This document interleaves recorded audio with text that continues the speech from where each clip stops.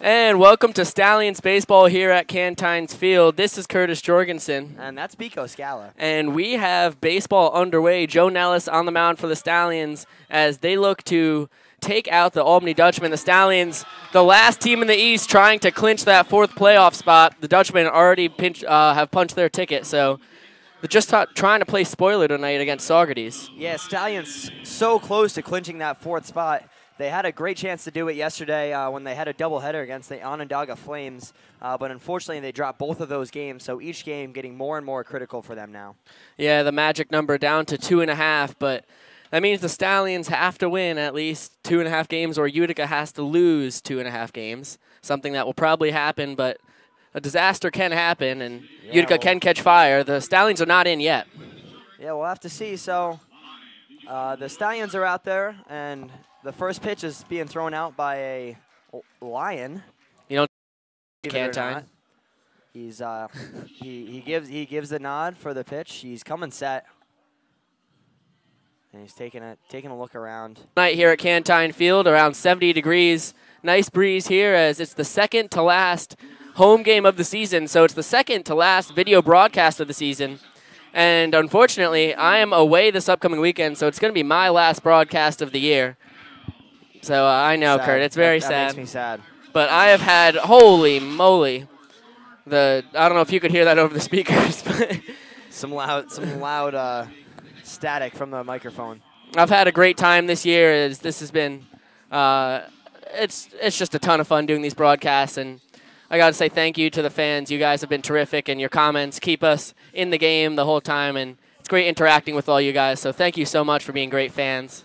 All right, so enough sappy stuff. Let's get to some baseball. You know what I'm saying? I know what you're saying, Kurt. I know you know what I'm saying. So how about the Stallions lineup, Beeks? Hit me with it. I'm gonna hit you with that. So batting first and playing shortstop is number 3 Luke Pedersen. Batting second, playing center field, number 23 Matt Feinstein. Batting third, playing second base, number 17 Matt Forlow. Batting fourth and playing first base, number 24 Jack Gonzalez. Batting fifth, DHing for the night, number 14 Clay Simmons. In the sixth spot, playing third base, number 20, Tyler Kelder.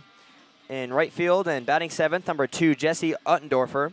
Batting eighth and playing left field is number 5, Pat LaGravenese. And wrapping it up in the 9th spot is the catcher tonight, number 8, Jeff Palczewski. And on the mound for the Stallions, taking on this Dutchman team, Joe Nellis, the big lefty out of St. John's, going into his senior year from Johnstown, New York. Joe Nellis coming off of Tommy John surgery this summer. And he started out the year great through a bunch of scoreless innings in relief, had a rough outing a couple of games ago, so his ERA is up around 7 now. But Joe Nellis, for the most part this year, has been one of the most consistent Stallions relievers and getting his first start of the year now. Absolutely, and stepping up to the plate for the Albany Dutchmen to lead off this game is left fielder number 4, Griffin Herrera. And Griffin is out of Glendora, California. So he's quite a ways from home. He's coming off of his freshman year at Azusa Pacific. There's a fastball called strike. First of the game for Nellis, and the count 1-1 on Herrera. Herrera actually the lowest batting average on the Dutchman. He's 8 for 59, which is a 136 batting average. 9 runs scored and 5 RBIs on the year. And he fouls one back, count now 1-2. Big hack there from Herrera. Trying to start this game off with a bang for the Dutchmen and get out to an early lead off Joe Nellis, but just got under that one. As I mentioned, Nellis started out the year great. That one bad outing makes his ERA 7.36 in 7 1/3 so far this year. 10 strikeouts and 13 walks has been his only issue, as he's actually only given up 3 hits in his 7 1/3 thrown. The 1-2, breaking ball swing and a miss. There's his 11th strikeout of the year, and he makes quick work of Griffin Herrera to start off the game. And Beeks, that's actually something I've never seen before. Really interesting. That was the K-Man, and I didn't even know it. We have never seen a leadoff guy K-Man, but that's what the Saugerties staff decided to choose who was going to be the K-Man tonight. And right off the bat, Joe Nellis delivers. And so 2-for-1 beers here at Cantine after 1 out in this game.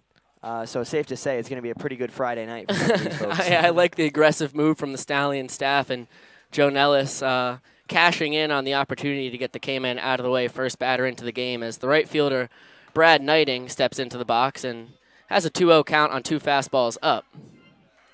Yeah, Knighting out of North Richland Hills, Texas. So he is also quite a ways from home. He is going into his sophomore season at Rice University. And from the lowest batting average on the team in Herrera to the highest with Knighting, he comes in hitting .320, 29 runs scored and 19 RBIs on the year so far. The 3-0 fastball called strikes. The count now 3-1. Yeah, Biko, as you were saying, Nellis extremely effective when he gets the ball over the plate, but he does have some trouble with his control from time to time, and we see it right there. Yeah, Brad Knighting, the 5-pitch walk, which will bring up the shortstop Nick Gallo, and it's just the free passes that have hurt Joe Nellis so far this year. We'll see if he can bear down here against the 3-hitter. Yeah, I believe in one of his first outings out for the Stallions, it might have been his first outing, he walked the bases loaded. He walked the first 3 guys and then ended up, I think, striking out the side after that, and not giving up any runs. And so it just goes to show the spectrum that Joe Nellis has out there when he's controlling the ball and can get it over the plate where he wants to. He does not give up a lot of hits or runs, but it's just he's got to be able to get it over the plate. Gets the strike there against Gallo. As the 0-1 is actually off the, no, it's going to hit Gallo. I thought it was off the glove of Palczewski behind home, but it hits Gallo. So a walk and a hit by pitch makes it first and second with 1 away for the big cleanup man, Trace Tyre. Yeah, so not a great spot here for Nellis, first and second with only 1 out, and the meat of the Dutchman order coming up. And as Biko said, Trace Tyre stepping up to the plate. He's out of Madison, Mississippi, and going to be a sophomore at Ole Miss this upcoming season. Tyre comes in hitting .299, only 1 point under 300, and 15 runs scored with 20 RBIs. Before his walk, Gallo batting .308, 30 runs scored, 17 RBIs, and 1 home run. Fastball low and away, so the count 1-0. And I just wanted to get this comment here by Gabe Massa, questioning that they lost last night, and he's saying he didn't realize they had a game. And Gabe, they actually had 2 games. They did have 2 games up in Onondaga. Double header against Onondaga. They dropped both of them, and so unfortunately, Stallions have a little catching up to do here in the final stretch of their season.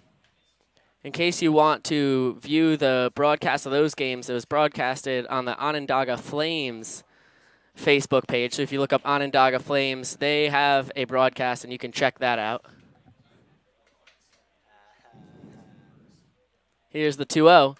Fastball called strike, so count now 2-1 on Tyre. And another thing, Kurt, with walking Gallo and Knighting is you're walking 2 guys that are tied for 4th in the PGCBL with 15 steals apiece. So two of the guys you probably don't want to walk the most on this Dutchman team. Absolutely. They always have a chance to steal a base, and, you know, usually with this one's skied in the infield. Looks like it's going to be in foul territory. Jack Gonzalez makes the call and will make the catch. So there's a big out for Joe Nellis. He retires the dangerous Trace Tyre.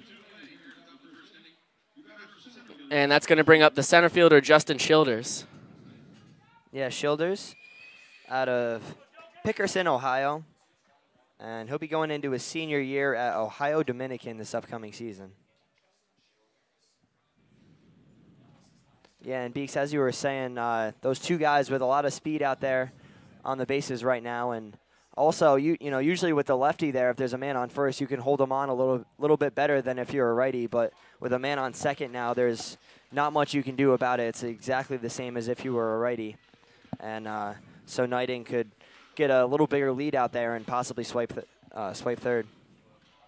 Yeah, with 2 away, swiping third, not a huge difference, but wouldn't be necessary now, but it was more relevant last batter. I agree, Curtis. It's a pop fly into right. It looks like Uttendorfer is over, and he will make the catch. So Nellis works around the walk and the hit batter, and 2 men left on base on no hits at the end of half an inning of play. Saugerties coming to bat. It's scoreless here between the Stallions and the Dutchmen at Cantine Field. Yeah, and good inning there from Joe Nellis. I mean, only with the couple walks, and that's going to be the story of this game. If he has a good outing, it's because he can get the ball over the plate. Yeah, that's classic Joe Nellis. Yeah, that's just how he pitches. And that one, he got more outs than he gave up walks, and that's what he's got to keep doing. Yeah, Joe, you know, as I was mentioning, he has 13 walks in his now 8 1/3 innings, but only 3 hits. And you saw it there, a walk and a hit batter, but no hits on the inning. And as long as he can keep doing that, I mean, he won't pitch very long into the game, but he will keep throwing up the zeros. Absolutely. So after the top of the first, it is scoreless here at Cantine, and that gets me thinking, Beeks. Do we have a promotion tonight? Oh, man, Kurt, do we have a promotion? We do have a promotion tonight. And I have to go grab it. All right, well, Biko's going to go grab the promotion, but for those of you who don't know, we've been doing this thing here on our Facebook Live broadcast where we give away some Stallions merchandise. All you got to do is comment on the broadcast, and you can comment anything you want, and you could possibly win this Saugerties Stallions polo is what we have decided for tonight. Really nice. We wore them last year. That's right. While we were doing the broadcast. You couldn't see us, unfortunately, then. But we made them look real good. That's right. That's what I was going to say, Kurt. And so all you got to do is just comment on this broadcast. And me and Biko picked a predetermined number before the game. And if you were that number comment, then you could win this. We will announce it in the top of the 9th inning. And while you're at it, if you want to go ahead and like this broadcast and also share it as well, we would greatly appreciate that. We have been trying to get a lot of exposure for the Stallions as of late, and this is our final broadcast together, and so we really want to make it a great one, and we need you guys to help us out with that and get us as many views and as many people to watch this as possible, because, well, we'll probably never be doing this again together. That's right, unless we reconvene when the Yankees ask us to take over for John Sterling and Susan Waldman. Yeah, which is bound to happen at some point. At some point, we gotta get it, but or yeah, maybe for the time being, we're gonna be not broadcasting together until that happens. Luke Pedersen, the Stallion shortstop, steps into the box against the lefty from Albany, Jack Grabick, and he takes a fastball called strike.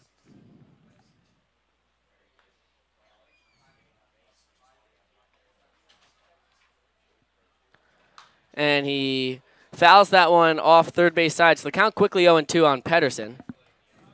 Yeah, Pedersen, the shortstop tonight out of Minnetonka, Minnesota.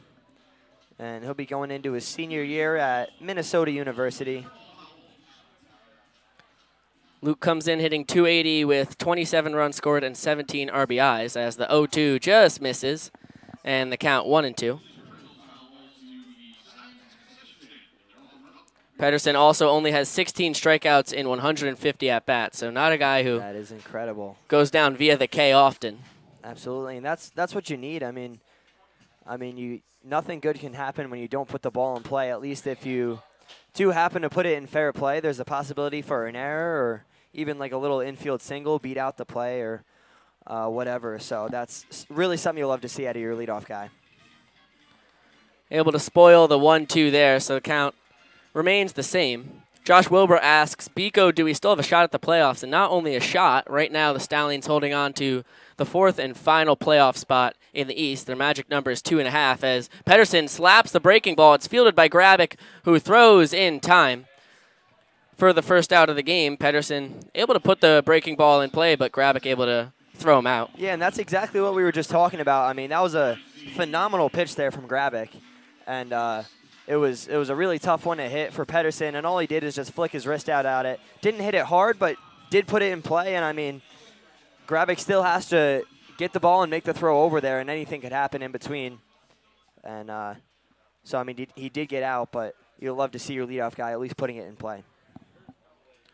It's going to bring up the center fielder, Matt Feinstein, who takes a fastball low. Yeah, Feinstein, out of Old Brookville, New York. He'll be going into his junior year at Dartmouth College this upcoming season. And Feinstein comes in hitting .252, 29 runs scored, which is high on the Stallions, and 20 RBIs. as he takes a fastball around the bottom of the knees for a called strike there.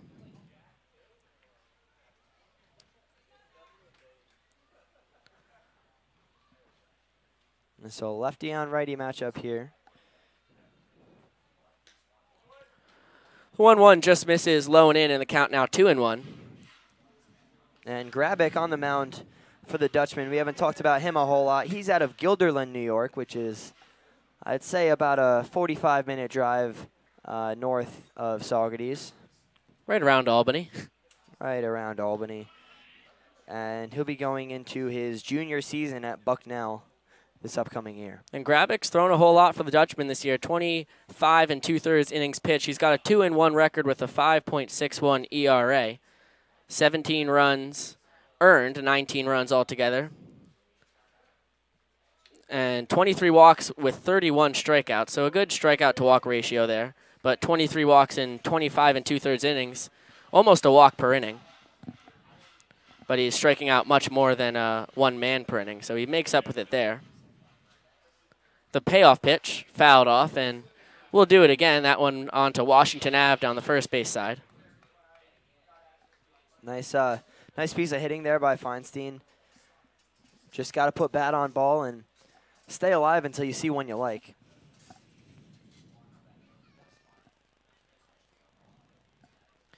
Grabick working from the stretch. Here's the payoff. Chopper to short. It's going to be fielded by Nick Gallo on a couple hops and thrown across in time. So 2 ground ball outs for Grabick to start out the game, and that's going to bring up the 3-hitter and second baseman Matt Forlow. Yeah, Grabick been very effective so far. I mean, there's only been 2 batters, but it looks like he's been on point, placing each pitch right where he wants to, mixing it up a lot with his off-speed stuff. And has been able to get 2 of the deadliest Stallions hitters in Pedersen and Feinstein. But he's going to have a tough time here against Matt Forlow, the second baseman out of Cold Spring, New York. Going in, or actually, he came out of his 4th year at Manhattan College, but will be playing a 5th this next season. And Forlow swinging first pitch, grounds out to Nick Estrella at second base. So 3 ground ball outs, no men on, no men left on, no one across, of course, at the end of 1 full inning of play. Scoreless here at Cantine Field between the Dutchmen and the Stallions as we're heading to the 2nd inning here at Cantine Field in Saugerties, New York. And you know what, Beeks? What's that, Kurt? Are you a business owner? I am not a business owner. Do you own a business? I don't. Neither, buddy. Well, if any of you are business owners, or if you own a business, you could possibly be a sponsor for the Stallions. And it might be a little late this year as there's only 1 more home game left, so it might not be worth it, but something to keep in mind. And even if you aren't a business owner, I mean, Biko, do you have any friends that are business owners? I do. Yeah, you could tell them about it, too. I'll tell all my friends about it. Tell them about the great opportunity that a lot of these local businesses have here with the Saugerties Stallions. I mean, there's loads of choices and ways you could advertise. You could make a sign. Could do that. And put it out in the outfield somewhere. You could sponsor a play. And we could do that too. We could mention it on the broadcast whenever that happens. And there's a whole bunch of other stuff. So if you want to tell your business owning friends or the ones that own a business, either or, just let them know about that. If they want to know how to get in contact with the Stallions organization, they could either comment on this broadcast. We'll find you. Direct message the Stallions Facebook page, or I believe if you go to www.saugertiesstallions.com. Rob Vanderbeck getting on the broadcast there. All right. Throwing Kurt right off. Yeah, I really confused me. I didn't know what that was. But either way. Check it out. It's a great opportunity it's a win-win. You know, you get a lot of exposure with all the fans that come here and all the people that watch our broadcasts. I'm seeing it on the broadcast now. As did I. And yeah, I'm thrown off, but yeah. It's going to be 6, 7, 8 for the Dutchman here in the bottom of the 2nd. Joe Nellis out for his 2nd inning of work, and he gets a called strike in there on the second baseman, Nick Estrella. And Estrella coming out of Tucson, Arizona. So he is also, much like many of the other Dutchmen, pretty far from home. And he'll be going into his sophomore year at Azusa Pacific. Estrella comes in hitting 291, 28 runs scored, 2 home runs, and 22 RBIs. And the 1-1 is low and in, so the count 2-1 now on the Dutchman second baseman. Yeah, Kurt, you're right. None of these Dutchmen starting 9, besides the starting pitcher. So 9 out of the 10, counting the DH. 9 out of 10 of the players right now coming from out of state, which is pretty impressive because I believe most of the Stallions hitters are coming from in-state, and if not just in-state, but within about a half-an-hour drive of here. Right. There's like 3 people from Kingston, and which is about 20 minutes away, and a couple guys from Saugerties. I mean, so Stallions not recruiting from very far away, but they've put together a pretty solid team. Dutchmen recruiting from far and wide, and I mean they've done the same. So either way, can't go wrong. The payoff pitch, fastball up. So Nellis walks the leadoff man, Nick Estrella. That's his second base on balls given up tonight, and that'll bring up the third baseman, Chase Allen, with a man on first and nobody out. And Allen is from Sharpsburg, Georgia, and he's coming off of his sophomore year at Limestone University. Or college, either one. I've never heard of it before. I had never heard of Limestone either. And it's a bouncer in the dirt. Good play by Polcheski to grab that cleanly. No place for Estrella to go. Chase comes in hitting 268, 16 runs scored, 3 home runs, which is second on the Dutchman, and 16 RBIs. Brant Holland with 5 home runs, not in the lineup tonight, but he is the only man ahead of Allen and ding-dongs this year. And Beeks, we just saw that stop from Polcheski, which was a pretty impressive stop. I'm seeing it here on the broadcast. And that's going to be huge tonight if Nellis is going to be successful as well. Because as we've been saying all night, when he's on point, he's on point. But tendency to be wild. And if Polcheski can block some of the balls he throws in the dirt back there, it can definitely minimize the effect of some of the walks that he gives up. Estrella takes off, and it's a ball in the dirt. Polcheski no shot at him. That's Estrella's 13th steal of the year, breaking through the top 10 in the PGCBL. So it's not just Brad Knighting and Nick Gallo. You have Estrella with 13, and then Zach Durfee, who's not in the lineup, with 12 steals. That's part of what has contributed to the Dutchmen putting up 98 steals on the year, which is second in the PGCBL, only 1 behind Amsterdam. And it's a 3-1 pitch. It's a bomb to deep right field. That ball could get out of here. It is going to be gone. A 2-run home run for Chase Allen, his 4th of the year. And just like that, the Dutchmen take a 2-0 lead here in the second. And Bigo, that ball just, I mean, absolutely rocked it. Dropped in behind the outfield fence, as you said the other night. And I mean, just Nellis left that one hanging a little bit. And Chase Allen took advantage. I mean, it's as simple as that. Tough one there for Nellis. We'll see how he responds here against the DH, Adam Elliott. Yeah, impressive power there from Chase Allen, as it was out over the plate, but he just muscled that out about probably 365 feet away in right center, basically the same place Ian Fair's home run went 2 nights ago here at Cantine, as Adam Elliott, as Kurt mentioned, the DH, steps in and takes a fastball called strike from Nellis. And he gets a breaking ball low, count 1-1. Yeah, absolutely. That's one of the deeper parts of Cantine, as it's 300 down the lines, but then quickly goes to 360 by right center field, and he put it out there with ease. The 1-1 up, so count now 2-1 on Elliott. And Elliott coming out of Louisville, Kentucky. And he's coming off of his sophomore season at Louisville College. It's a serious powerhouse ACC team. Oh, absolutely. For Elliott, as he comes in hitting 273, 11 runs scored, 7 RBIs. And the 2-2 chopped to second. It'll be fielded on a couple hops by Forlow. And just in time to get the speedy Elliott. That's the first out of the inning. And something you like to see from Joe Nellis, bearing down and getting the out after the big home run. Absolutely. I mean, giving up a home run is not fun for anybody, but it's really how you come back and pitch against the rest of the team after that is what defines your game. I mean, 2 runs, if he doesn't give up anything else for the remainder of his outing, I mean, that's a very solid outing, even though giving up home runs is never fun. The catcher, Colin Coucher, steps into the box. He's thinks about swinging, tries to check, but ends up chopping one foul.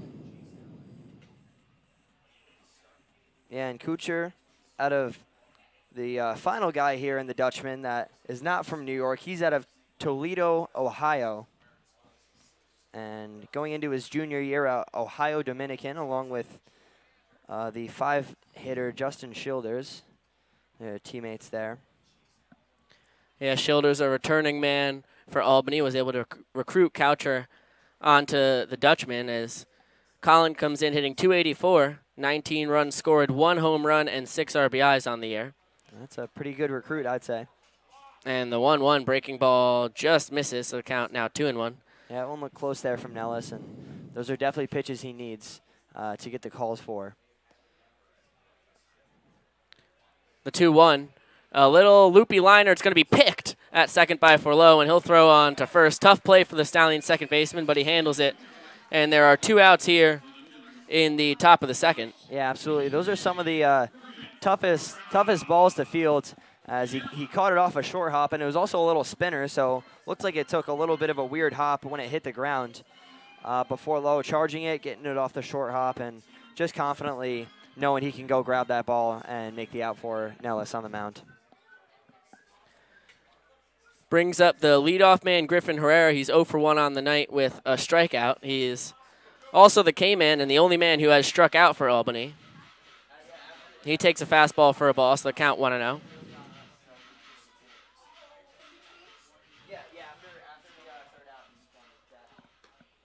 1-1 called strike. Or the 1-0, sorry, called strike, and the count now 1-1.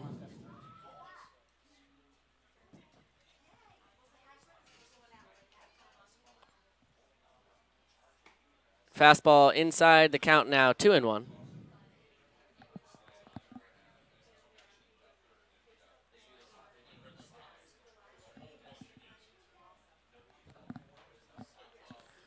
Nellis working quickly, winds and delivers, and it's a ground ball to Kelder at third, who takes his time, throws across the diamond in time.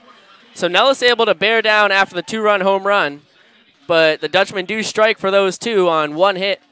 2 across, Albany with a 2-0 lead going into the bottom of the second inning here against the Stallions at Cantine Field in Saugerties, New York, and we are visited by a birthday boy. Biko, we got a guest here. What's your name, bub? Brody? We got Brody here with us, and it's Brody's birthday tonight. He's here with a bunch of his friends for the Stallions game.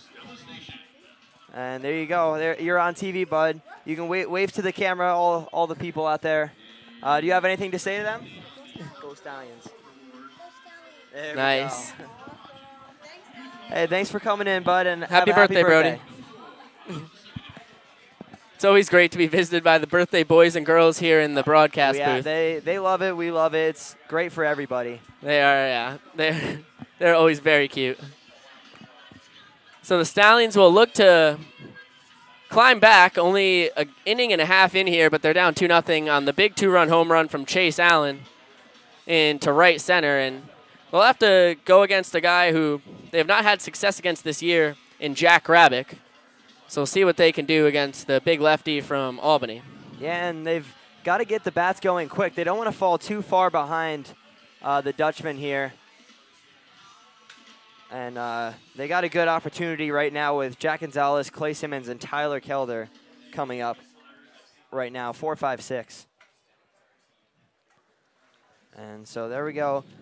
Kuchar takes his throw down to second base.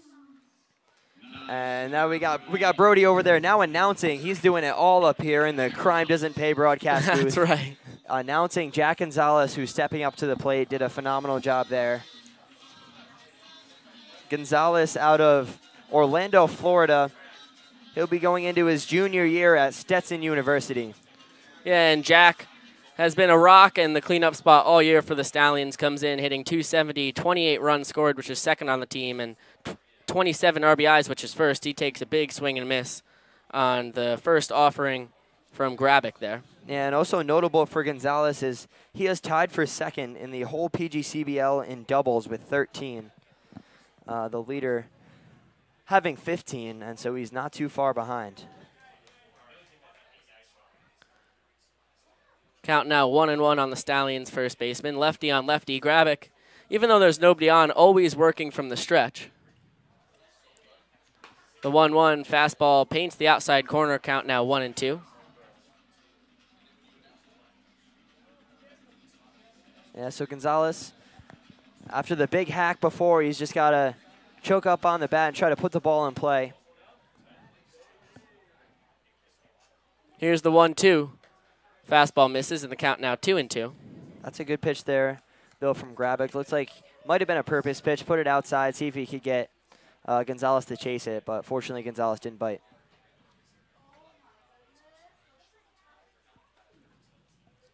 The 2-2 breaking ball just misses, and the count now full at 3-2.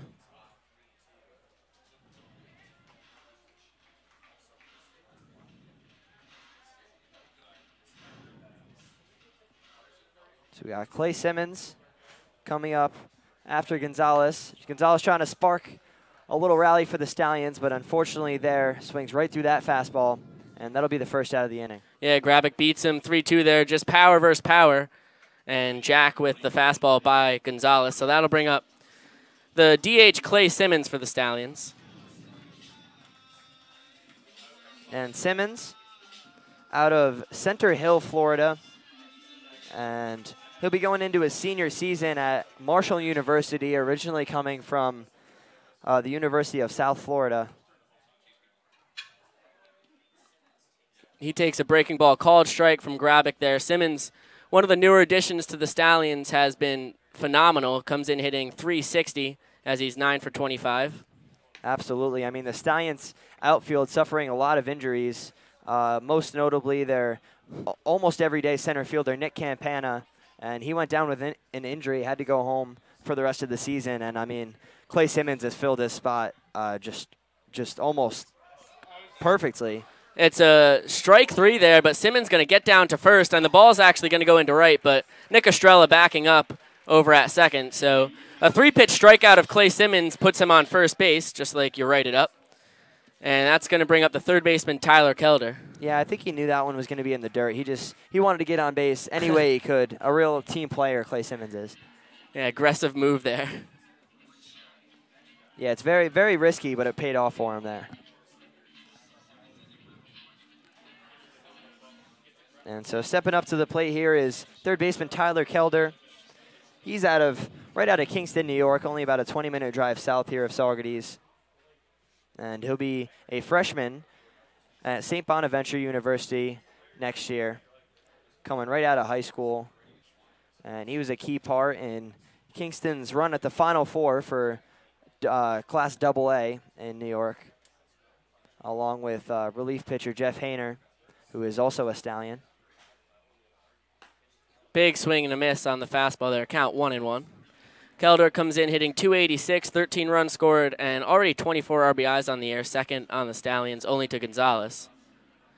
Simmons over on first does have good speed. He's 1 for 3 in stolen base attempts this year so far, but he can run a few infield singles so far.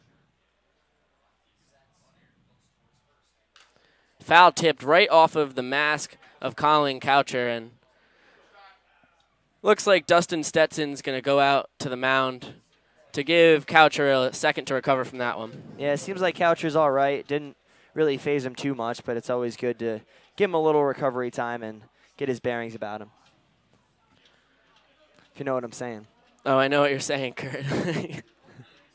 It's a 1-2 count on Kelder. Simmons leads off first. He's the first base runner of the night for Saugerties on the strikeout swinging. They trail Albany 2-0 here. And the backdoor breaking ball stays outside, count now 2-2.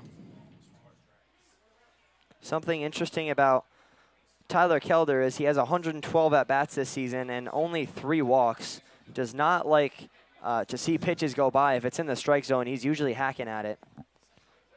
But as Biko said, batting .286, so it's really paid off for him so far this season. He skies it to left. Griffin Herrera is over and will make the catch. That one was in the air for a long time. Clay Simmons will trot back to first. There's now 2 outs here in the bottom of the second, and that's going to bring up the right fielder, Justin Uttendorfer.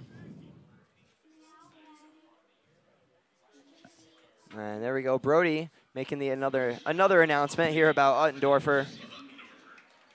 Uttendorfer, much like Kilder, also out of Kingston, New York. And so a couple of local guys in the Stallions lineup tonight. And he was a redshirt junior at NJIT this past season, so he'll go back there with junior eligibility next season. Uttendorfer, another late season addition for Saugerties. He's 7 for 19, batting .386. 1 run scored and 2 RBIs. Uttendorfer and Simmons have really been great in their shared couple weeks with Saugerties, as the count now 2-0 on Jesse. Yeah, Jesse, another outfielder recruited due to Stallions injuries, and both of them have filled in quite well. Graybeck checks on Simmons over at first, but nothing going as Clay's back standing up. Yeah, and as you were saying before, Biko, Clay Simmons not really a threat to run. I mean, he does have a pretty decent lead over at first, but with 2 outs and your 7-hitter up, wouldn't be a great time to send him. Count now 3-0 on Uttendorfer. Graybeck in danger of walking his first batter of the game. He's gone 3-2 with 2 Stallions, but he was able to get Feinstein to ground out, and strike out Gonzalez. Here's the 3-0. Fastball right down Broadway for a strike, and the count 3-1. And Jesse actually, in his 19 at-bats with the Stallions this season, batting .368, very impressive. That's good for, well, I guess first on the team if you're counting qualifying hitters. I mean, he hasn't been an everyday guy. But he's behind Mark Meyer, a pitcher who's 1 for 1, and Noah Vanderbeck, who only has 5 at-bats, but he does have 2 hits to go with it. The payoff pitch just spoiled there by Uttendorfer. Interesting that Clay Simmons didn't take off on the pitch over at first when he can do that. 3-2, 2 outs. Might have been just sleeping a little bit over on first base. We were saying not a threat to run, but I mean 3-2, 2 outs is a time you want to send anybody. And so maybe he'll be a little more alert. This time he was not. It's a payoff pitch. It's a little looper, and it's going to be caught right behind the mound by Graybeck, who is cruising through the Stallions lineup. The only runner he's allowed on, a strikeout to Simmons. And at the end of 2 innings of play, it's 2-0 Dutchmen over the Saugerties. We're heading to the top of the 3rd here at Cantine Field, and we're going to be joined by Syracuse Club Baseball star center fielder Brandon Doss, who is a high school teammate of Jack Graybeck, who's mowing down the Stallions right now. And Doss, I mean, what was it like playing with a guy who's now in the PGCBL having success like this? I've played with Jack for as long as I've played baseball, and he's always been a talented player. Wow, we got Brody back here. This is the first time I've seen him pitch this year, and he looks great out there. So. And what was he like playing before now? I mean, was he lights out in high school and in travel? And throughout when we were younger, he was always our center fielder. Me and him always play outfield together. Very talented hitter as well. But then at the end of high school, he became more focused on his pitching, and obviously it's taken off for him. He's having a great couple seasons at Bucknell. It's definitely great to see him out here in the summer on a perfect night too. Yeah, absolutely. Beautiful weather here tonight. And as you were saying, yeah, Graybeck just mowing down the Stallions. So far, only through 2 innings, but has yet to give up a hit, and just those couple base runners, I believe, from the walks. But so far, so good for him. Yeah, I will say he's got one of the best curveballs I've ever seen. And you watch him, like, his fastball velocity's gotten a lot better too, and his curveball's always been lights out, though. And so that can be a deadly combination, changing speeds. Oh, it's exactly. You think Syracuse Club Baseball could hit him? Yeah, let's get to Syracuse Club Baseball. I don't know how we would do out here against them. Maybe mid-season for him, Syracuse Baseball. Get a couple more games in. Yeah, absolutely. If we practice more than once or twice a week, I think we could give them a run for their money. We'll see what happens there. Yeah. Well, actually, a Syracuse baseball player is playing against some of these guys. He's sitting right here. I saw you subbed the other day, right? Yeah, he's a pitcher, and it is me. And I saw how that went at a 27 ERA at the moment, Okay, but all right. only through one inning. Still so getting a couple innings out yeah, there. I still have a good chance to drop that down with a few scoreless. It's a great way to get ready for the real season. Yeah. Yeah, absolutely. Coming in the fall. This is just a warm up for when we go play teams up at Syracuse. Brad Knighting there, the right fielder, steps in and hits a fly ball, first pitch swinging, out to left field, caught by LaGravenese. So there's one away. That's going to bring up the shortstop, Nick Gallo, who's 0 for 0 on the day with a hit by pitch. Knighting was 0 for 0 on the day with a walk. And he takes a breaking ball called strike. Yeah, we were trying to get another Stallion to come join Syracuse Club Baseball, and Andrew Taft, the first baseman, but he picked Lemoyne over the Orange. It's tough. It's a tough combination. Yeah, real big mistake. Ian Schuer in the booth says that was a mistake. Yeah, I mean, Andrew Taft, it would have been a great addition. We just lost our senior first baseman, and he would have fit right in there. And we promised him only a few practices a week, and he could play all the baseball he wants. But Very rigorous tryouts, though. That is true. It is. Trial It's process. not easy to get on the team, but after that, the commitment is. It's like smooth sailing once you It's not a whole lot. But that's what we love about it. It's a 2-2 count on Gallo here. One away in the top of the third. And he hits a fly ball out into right field. Uttendorfer moseys on over and will make the catch. So 2 flyouts to start out the top of the third here. And that's going to bring up the first baseman, Trace Tyre, who's 0 for 1 on the night with a pop out to Gonzalez in foul territory over at first. Yeah, and smooth sailing this inning for Joe Nellis, as he had, last inning giving up the home run. He's walked a few people tonight, but seems to have found a rhythm here in the top of the third. Breaking ball around the bottom of the knees for a called strike. And you're right, Kurt. He's not getting behind in counts. He's going after the Dutchman hitters, something you love to see if you're a Stallions fan. Is he's also working quickly. And there's a fastball high count, 1-1. Yeah, I mean, when you find that rhythm, Biko, you just kind of want to get the ball back and just go right back at it and throw another pitch in there. And that's pretty much what he's been doing this inning. Does not want to lose the momentum he has. Bounces one all the way back to the backstop there. So the count now 2-1 on Tyre.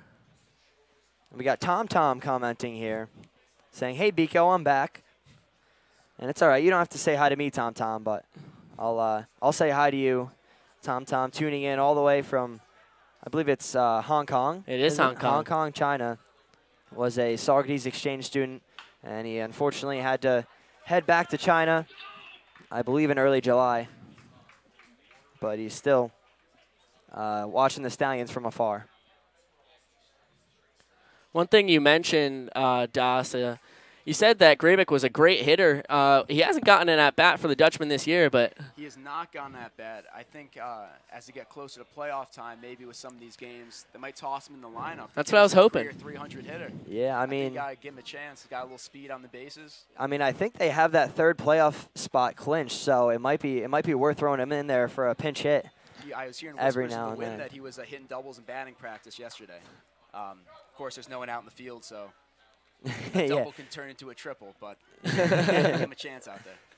Yeah, I mean, if you go down there and have a little chat with the head coach, I'm sure you could put in a good word for him. good inning there for Joe Nellis. He strikes out Trace Tyre, his second K of the game, and the Dutchmen go down 1-2-3. We're heading to the bottom of the third inning, 2-0 Albany here in the Cantine broadcast booth. Das is asking what day we go back. I think we head back August 22nd or something like that. And so, I gotta take some batting practice to get ready. yeah, good. yeah, See you, big guy. we'll definitely see you when we get back to Cuse. I watch this every time we go. Thanks, man. Thank you so much, Brandon Das, Syracuse baseball starting center fielder, came in to help us out on the broadcast tonight. We really appreciate that. Yeah, Das with the inside info on Jack Grabeck, who is cruising through the Stallions lineup. He's going to have 8-9-1 here in the bottom of the third inning, but the only base runner so far to reach, Clay Simmons, who skillfully struck out swinging and took first. So we'll see if the Stallions can notch a hit or get a base runner besides striking out here. as they're in a little 2-0 hole on the home run by Chase Allen. And as the game goes deeper and deeper, this Dutchman pitching staff has a phenomenal bullpen. They have probably the second best bullpen in the PGCBL, only behind the Mohawk Valley Diamond Dogs. And it's not a team you want to go into the late innings down against. No, it's like when the Yankees were in their prime when they had Betanzas, Andrew Miller. Oh, and then Chapman after that. That's not something you want to see. I mean, look at the Yankees right now with even the Yankees now. Yeah, Canely, Robertson, Betanzas, and Chapman. I would trade that, and you had Chad Green and Adam Warren pitching like they are now. I would trade those three for these 5. Yeah, definitely not. The point we're getting at is the Dutchmen have a good bullpen. We're just kind of name dropping Yankees now, but. It's going to be the left fielder, Pat LaGravenese, then Jeff Palczewski and Luke Pedersen as the lineup will flip over. LaGravenese lefty on lefty against Grabick.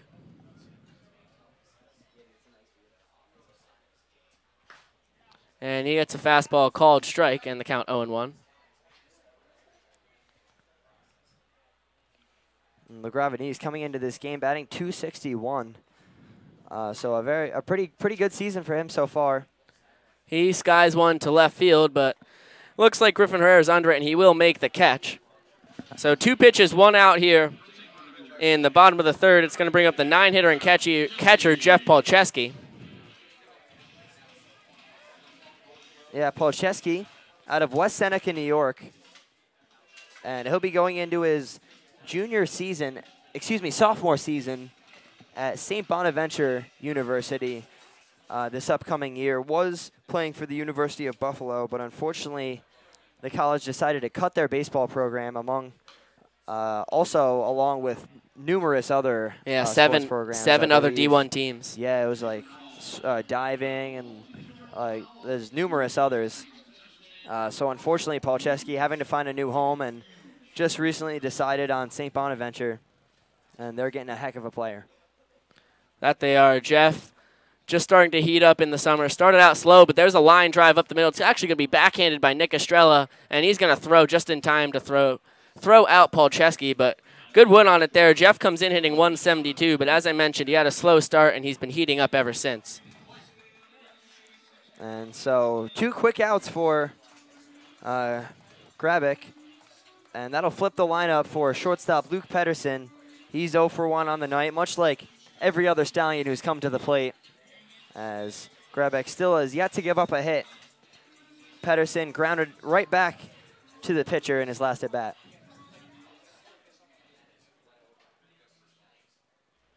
He takes a fastball that just misses, so the count now 1-0. But if there's anybody on the Stallions to get the first hit here tonight, Beeks, it could be Pedersen, as he is actually 20th in the whole PGCBL in hits at 42. And so been good for probably at least a hit or two every night we see him. And it could be right here.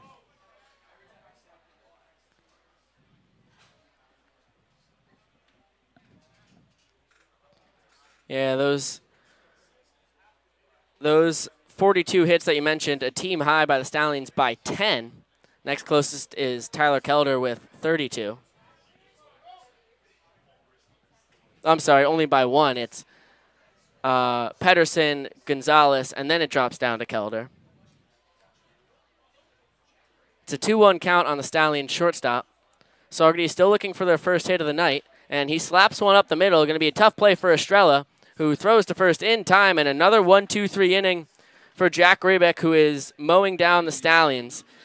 After 3 innings of play, 2-0 Dutchmen here at Cantine Field in Saugerties, New York.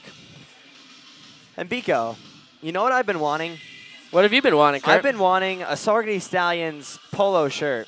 Well, you could get it. Just really bad. You could get it if you comment on this broadcast. There's one. We have one right here. We've got one right here. Not probably not for you though. Probably not for me. I mean, maybe I'll throw a comment out there just in case. But it could be for any of you. If you would like some Stallions merchandise, just comment on this Facebook post, and it could be yours. Comment anything about either the game or where you're from. Where you're from. something about the broadcast. If you're feeling happy. If you think Biko looks funny. If you think Kurt looks funny, more importantly. Just anything. I mean, you could just comment on world issues, just anything you want, really. And this could be yours. Me and Biko picked a predetermined number comment. And we'll announce the winner in the top of the 9th. And so if you would like that shirt, comment on this post. And while you're at it, if you would like to like this post and share it as well, we would greatly appreciate that.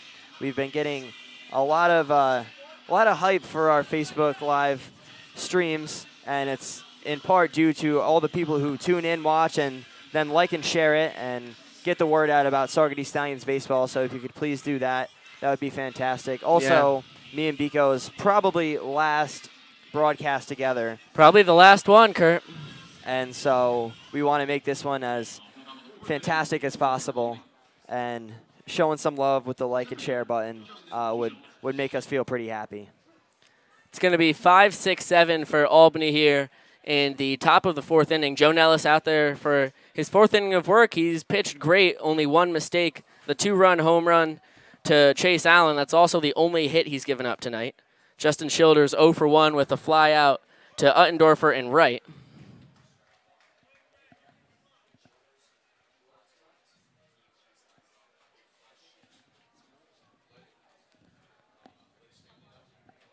Fastball just misses the inside corner, count now 1-1.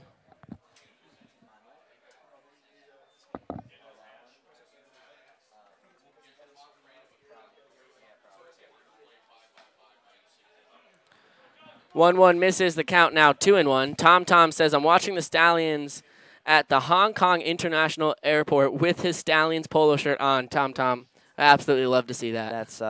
That's really great to hear. Hard ground ball off the face of Kelder, barehanded and thrown across by Pedersen, but not in time, as the head coach for the Dutchmen, Nick Davey, the first one to check on Kelder. And Kelder's he's a tough kid out there. He's waving everyone off. Nick Davey says Kelder doesn't want any help, but yeah. So Stallions trainer Matt Dittis coming out to see if he's all right, and Kelder telling him to go away. As, I mean, that was just one of the craziest hops I've ever seen. Looked like it was going to be a little bouncer right at his belt level, and then all of a sudden takes a crazy hop and almost hits him right in the face. But what's even crazier is what happened after. Ricocheted right to Luke Pedersen, and he barehanded it and made a strong throw over to first base. Justin Childers had to use every bit of his speed to beat that one out. Yeah, and Childers very quick, or else he actually would have been thrown out. It was a great play by Pedersen. It was still a bang-bang play over there. It still was, as Nick Estrella, the second baseman, 0 for 0 on the night with a walk, steps into the plate and takes a called strike from Nellis. As we mentioned, Childers with great speed over on first. He's 6 for 6 on the year in stolen base attempts. Has yet to be thrown out. And he takes off and almost gets hit by a base hit into right. It's going to be fielded by Uttendorfer, and Childers will have to hold up at second. It was hit so hard that even though he was kind of doing a delayed steal on the play, he had to stay at second. So it's 2 singles, 2 hard-hit ground balls for Albany, and they've got first and second, no out for the man who is responsible for the first 2 runs of the game for Albany, Chase Allen, 1 for 1 on the day with the 2-run home run to right center field. And Pico, just got to mention that hit-and-run play worked absolutely perfectly there for the Dutchmen. Childers was stealing second, pulled Matt Forlow from his position over at second base, and Estrella just put it right where Matt Forlow originally was. So hit and run working to a T for them right there. And now tough position for Nellis, first and second, no outs. We could possibly see a bunt here from Chase Allen. Also, he hit a home run in his last at bat, so they might let him swing away. We'll see what Albany Dutchman third base coach decides here.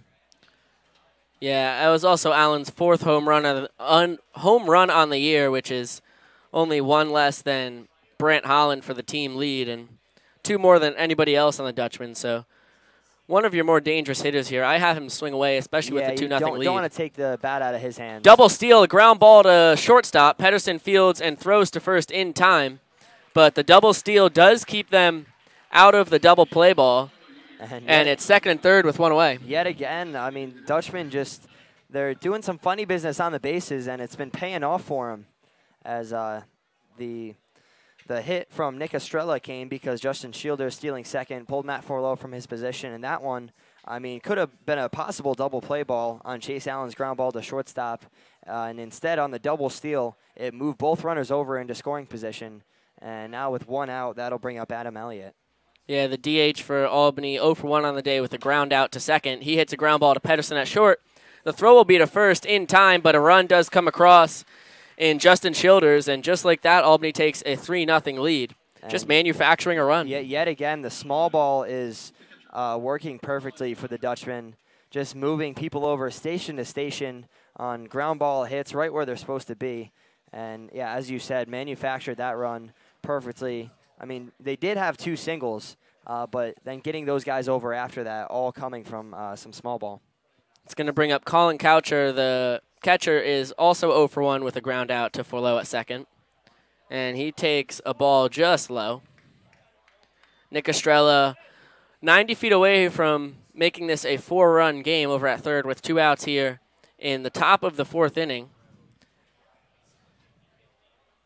The 1-0, or the 1-0, a breaking ball in the count now 2-0. And you got to think, Kurt, every run that scored, I mean, it obviously makes the game more out of reach for the Stallions, but the way Grabick's pitching on the mound, it just kind of takes you out of it because he's been lights out. Yeah, absolutely. I mean, you see a 3-0 lead up there, but through 3 innings, Stallions still have yet to have a hit. Only base runners have come via the walk, and so that's got to be very discouraging knowing that, I mean, 3 runs is going to be a tough one to come back from until Grabick is off the mound. And that's if he comes off the mound. Yeah, Jack Grabick has only faced 1 batter above the minimum, and the only reason that happened is because the strikeout on Clay Simmons went back to the backstop. It's a 2-2 count now on Colin Coucher. Nellis trying to get out of this inning, only giving up 1 run. You're right, Beeks. I said the only base runner came via the walk. I was thinking about Clay Simmons, but Clay Simmons got struck out and reached on the pass ball. And so, I mean, Grabick, you're right. He's only faced 1 over the minimum. And that is because of the dropped third strike.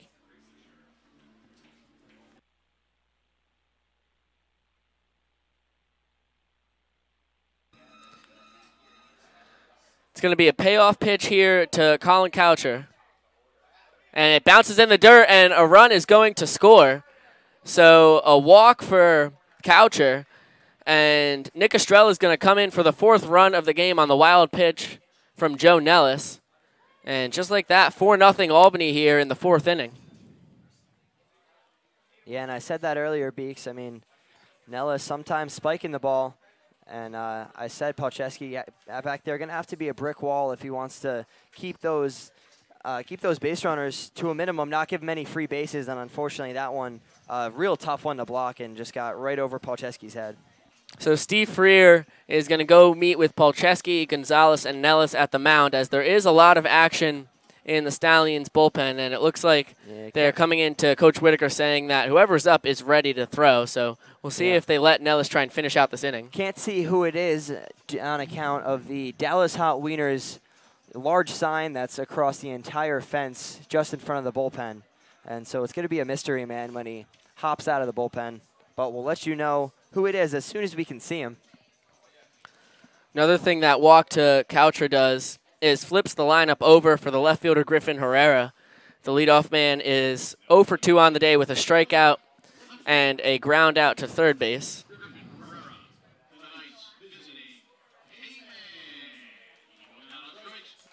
And also notable about Herrera, he is the K-man tonight. He has already delivered once, given those 2-for-1s to Stallions fans, and this would be as big a time as any for Joe Nellis to strike out the K-man, as it would be a big time in the game as well as for the Saugerties fans.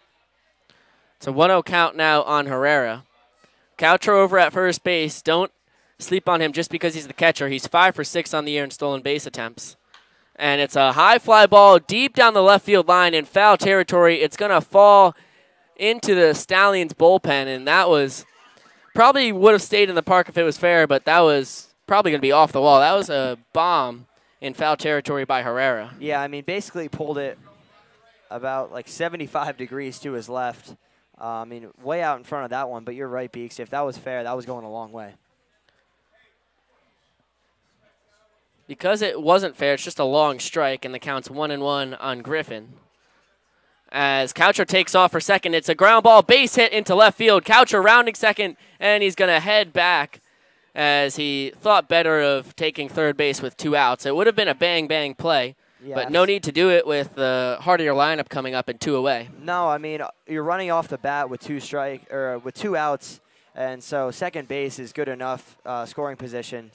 And as you said, Beeks, especially with 2, 3, 4 coming up in your lineup, you don't want to make that last out at third. And it's going to be the end of the night for Joe Nellis as Tommy Whitaker makes the slow walk out to the mound.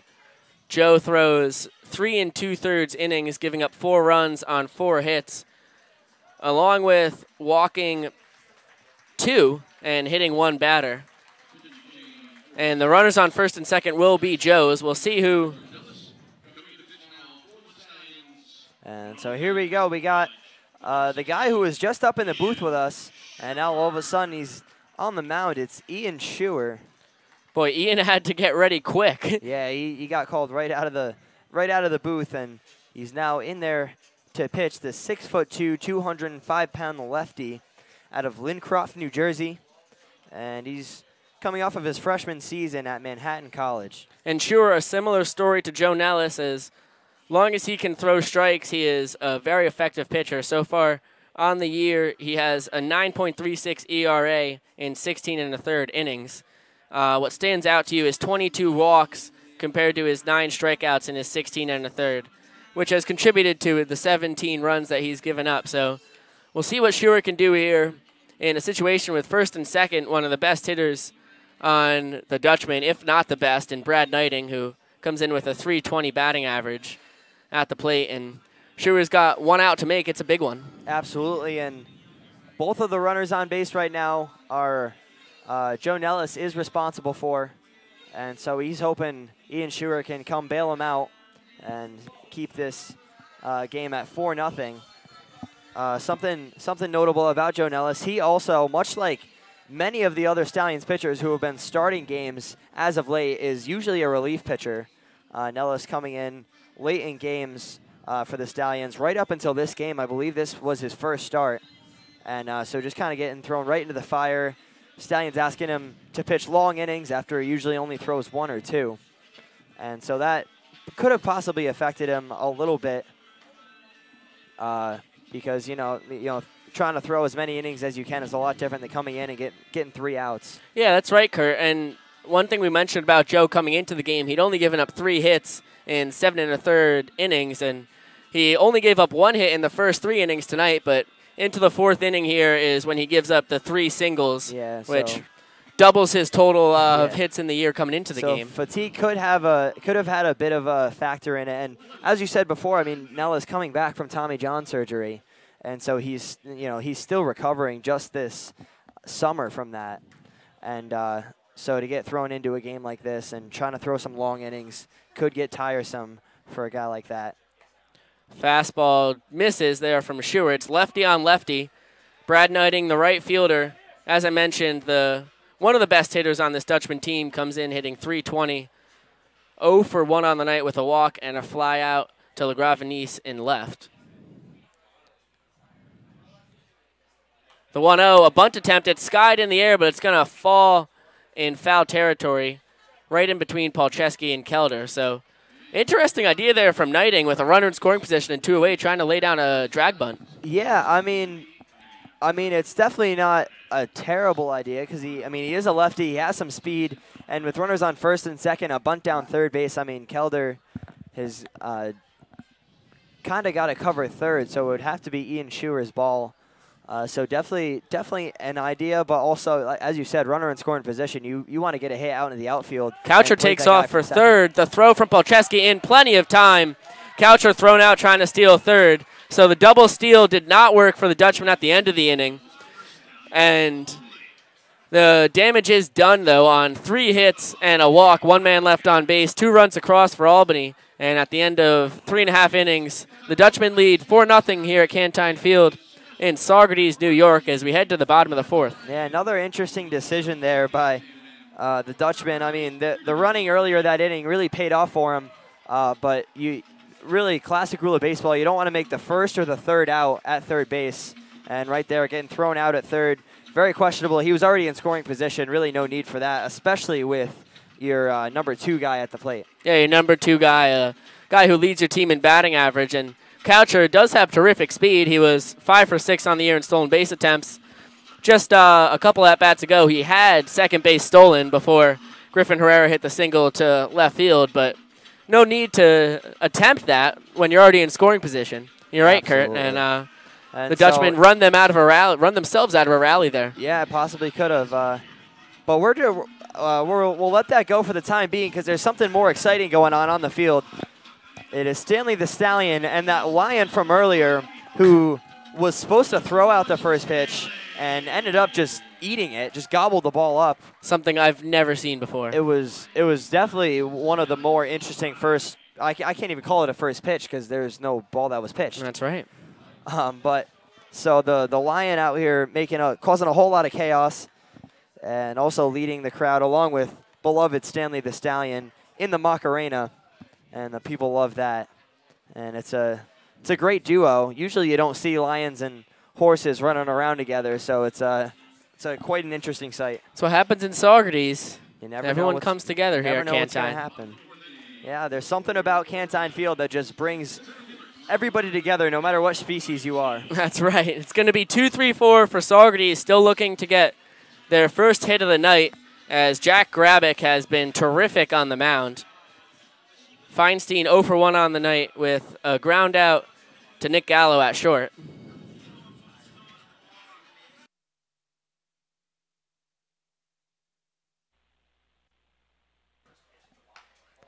Breaking ball called strike to start off Feinstein.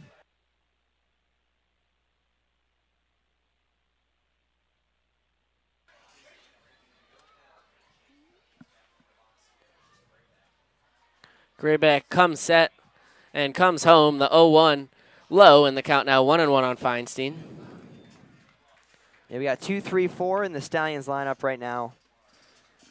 And now after falling behind 4-0, they really need to get those bats going. It is a 9-inning game tonight, and so they still have some more time. It's a little fister, but it's going to be caught by Nick Estrella at second base. It looked like it could have been destined for right field, but it did not have the legs. And yeah, pretty good piece just in off the hands, and hit somewhere else, could have fallen in for a base hit. Yeah, almost a little flare out there. Not hit hard by any means, but as you said, hit a little bit to the right, would have fallen in there. And that one just going right to Dutchman's second baseman, Nick Estrella. So that'll bring up the Stallion second baseman, Matt Forlow, who's 0 for 1 on the night. He grounded out to Dutchman's second baseman, Nick Estrella. Yeah, a little second-on-second action there between Forlow and Estrella. And Matt actually squares around but pulls back to take a called strike. Makes you wonder if he was going to lay that bunt down either way, or he just thought it was inside. As he takes a big swing and a miss, or a big swing and miss at the breaking ball there. He's quickly down 0-2 now. And Biko, there's that big bender that Brandon Doss was talking about earlier on. Doss, if you missed it, a former high school teammate of Jack Grayback, and he's now a teammate with me and Biko on the Saugerties club, or the Syracuse club team. And Doss said he has one of the best curveballs he's ever seen out of a player. And right there, got Forlow with it 3 times, I believe. Well, yeah, started him off with the fastball, but then 2 breaking balls in a row. As you mentioned, Kurt, 2 big swing and misses from the Stallions' 3-hitter Forlow. And with 2 outs, that's going to bring up Jack Gonzalez. He is 0 for 1 with a strikeout. He went 3-2 with Grabick his first at-bat, but then ended up getting beat by the fastball. And another interesting thing that Brandon Doss said is Grabick really wasn't a pitcher until he went to college at Bucknell. He was a center fielder and a 300-plus hitter up at Guilderland with Doss. Yeah, and very, very interesting fact there. And I mean, if you got the arm for it, I mean, you can teach somebody how to pitch. And obviously, Bucknell doing a phenomenal job with Grabick. I mean, he has done a pretty good job in the PGCBL as of late. And I mean, so far in this game, even better.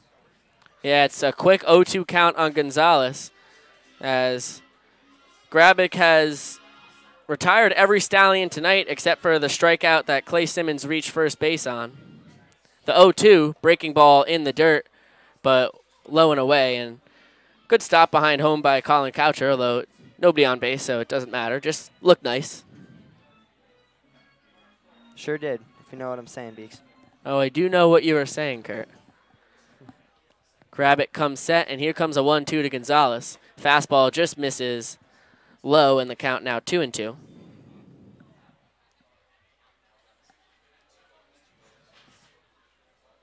Stallions trail 4-0 here in the bottom of the fourth inning. Here comes the 2-2 to Jack. Breaking ball fouled back. Gonzalez just able to get a piece of that one, and the count will stay at 2-2. Great to see Winnie Powell tuning in from Star City, Arkansas. Says go Stallions. We really missed the whole Austin Powell fan club. That's exactly what I was trying to say, Kurt. Yeah, that's really the only thing to call it. I mean, every time former Stallions catcher Austin Powell got on the field, we had at least 5 or 6 people commenting that they're watching all the way from Arkansas. And he's one of the most supported baseball players I've ever seen.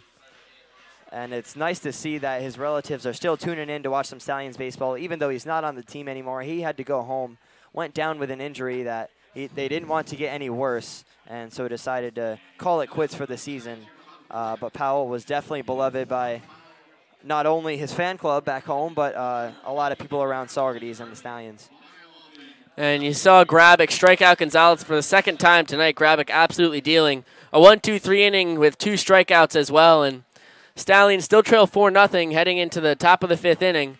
Jack Grabick absolutely dealing for the Dutchmen. And Ian Trua will be out for another inning of work as he came in, got one. Well, he didn't even need to get anybody out. He came in and there was a caught stealing. And this will really basically be his first inning of work. Although he does get the third of an inning, the assist from Jeff Palczewski behind home. Didn't technically do a whole lot, just threw the ball to Palczewski and let him do the rest. That's right. But it worked. Whatever he did, it worked out for him. And what do you got there, Beeks? Well, as we head into the top of the 5th inning, I think it's a good time to remind everybody that your comment could win this Saugerties Stallions beautiful gray polo. Absolutely. It's one I have at home myself and one you can get at the Pro Shop here at Cantine. Yeah, but you could also get it for free right now. That's even better. If you comment on this broadcast, I'm pointing to my computer. I should be pointing at the camera. You can get it right now if you comment on this broadcast. That's for one low price. All you got to do is a simple comment, and you could win. We picked a random number, and if you're that number comment, we'll announce that you are the winner in the top of the 9th. And so please comment on this if you'd like some free Stallions merchandise. Yeah, and while you're doing that, if you could like and share the broadcast as well. Kurt, myself, and the Stallions would really appreciate it. It's just the 3rd year of the organization, and boy, has it taken off from no broadcast to radio broadcast to this video broadcast. Now we got some video broadcasts. It's, yeah, as you said, Beeks, it's really escalated very quickly. And it's gone 0 to 100, I would say, 0 Kurt. to 100 real quick, if you know what I'm saying. Oh, I know what you're saying. I know what you're saying, man. I know what you're saying, so Kurt. It's partly because of the effort that the Stallion staff have been putting in, but it's also in part due to all our listeners, or well, I guess it's viewers now. That's right. Giving us all the support and the likes and the shares, and so we would really appreciate that, and we'll keep broadcasting Stallions baseball for you as long as we keep getting the love. Brad Knighting, the left fielder, steps into the box. He's got a 1-1 count now against Ian Schur after the first pitch ball and the second pitch strike. He's 0 for 1 on the night with a fly out to left and a walk. And Larry Swartz says next year replay. And you know what? I completely agree, Larry. We got to keep going above and beyond. Instant replays would be sweet. That would be incredible. And I mean, right now I'm thinking, how the heck would we do that? But also last year I was thinking, how the heck would we do a live broadcast? And then all of a sudden I come back from Syracuse for the summer, and we've got a bunch of cameras here, and Rebecca Rivette controlling it all. We're on Facebook, and so it's definitely possible, Larry, and we'll work on that for next year. Brad Knighting, after attempting a drag bunt last inning before his at-bat was abruptly canceled when Coucher was thrown out stealing by Polcheski, he tries another one. That one looked a lot better than the pop-up foul, but he drops it just about a foot foul down the third base line. If it was fair, it would have been a base hit. Yeah, so he's going to have to go in there and do it the hard way right now. Down to 2 strikes, just trying to choke up, put it in play. Takes a fastball low and away, so the count now full 3-2.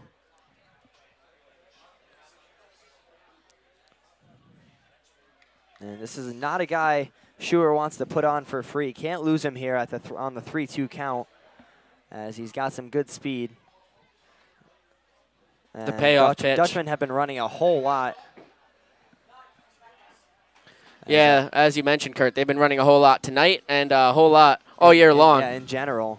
They're a very aggressive team on the base pads. Has worked out for them 2 out of 3 times tonight, and that's not bad statistics if you think about it, because the 2 times it worked for them ended up plating their 3rd run of the game. So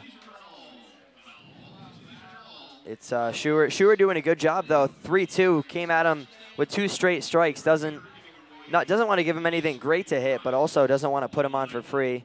And so he's doing a good job of locating these past 2 pitches, but also you got to give it to Knighting, just putting bat on baseball and seeing another pitch. Here comes the 8th pitch of the at-bat. A little fly ball out to left field. LaGravenese will be under it and makes the catch right around the left field foul line for the first out here in the top of the 5th inning. And that's something you love to see from Schuer. Went 3 balls, 2 strikes, and was able to throw 3 in a row, going right at Knighting before getting the fly ball out. Yeah, didn't put himself in a great position after going down 3-0. But you got to give him props for coming all the way back and getting that first out of the inning. It's going to bring up the shortstop, Nick Gallo, who's 0 for 1 on the night, with a fly out to Uttendorfer in right and a hit by pitch. And it's a fastball outside, count 1-0. Jeff Polcheski says that shirt would be a nice alternative to my Black Stallion shirt, as Jeffrey, I think, was our 2nd winner of the year. Yeah, he won way back, and now with that comment, trying to work his way into another Free Stallions shirt. Getting a little greedy, Jeff, but also could win it. You have as good a shot as anybody. That's a little. If you're the rightful winner, there's nothing we can do about it. We're gonna give it to you. It's a little pop up to Gonzalez at first, as Schuer was able to saw off Nick Gallo on an inside fastball. It brings up Trace Tyre, the first baseman, who's 0 for 2 on the night with a pop out to Gonzalez and a strikeout, and he fouls one back, count 0-1. I tell you what, a lot of these foul balls by these lefties getting awfully close to the broadcast booth. Little too close for comfort, I'd say. Boy, those 2 from Gallo, or those 2 from Knighting, sorry, were very close. You're right, Kurt. Yeah, didn't get a chance to mention them, but I mean, we always got to be aware here in the Crime Doesn't Pay broadcast booth. A couple holes in the wall behind us from baseballs flying in. Trace Tyre plunked there, and if you get plunked, call injury attorneys at law, Delvecchia and Kraft, and they'll send you in the right direction. Or if you get injured at all, they're the people to call. If you get hit by anything, they'll help you with that too, but mostly baseball. They mostly specialize in if you're in the PGCBL and you get hit by a pitch. Yeah, that's mostly why we mention it, but they'll take other cases as well. If they're not too busy with the PGCBL hit by pitches, that is. Yeah, it's a lot of lawsuits. Justin gets really messy. Justin Childers, yeah, it's one of the toughest parts of being in the PGCBL and being a pitcher at all, actually.